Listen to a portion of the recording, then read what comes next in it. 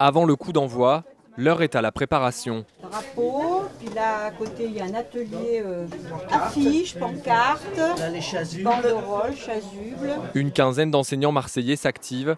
Contre la réforme du collège, ils brandiront dans les rues ces cartons rouges. Carte rouge parce que là ça suffit quoi, ça va beaucoup trop loin, c'est une réforme qui va être dramatique pour les élèves. Moi je suis en éducation prioritaire et c'est vraiment une réforme qui est complètement inégalitaire. Depuis la dernière contestation, des formations sur l'application de la réforme ont été proposées aux enseignants. Certains ont choisi de les boycotter, ceux qui y ont assisté n'ont pas vu leurs doutes dissipés. On nous donne vaguement des grandes lignes et on nous laisse nous débrouiller en prétextant des ateliers dans lesquels on se concerte et dans lesquels on doit à la fois découvrir les nouveaux programmes. La plus grande autonomie accordée aux chefs d'établissement continue de susciter l'inquiétude, notamment chez les professeurs de langues anciennes. Pour obtenir des heures d'enseignement du latin, il faut être mis en concurrence avec d'autres dispositifs.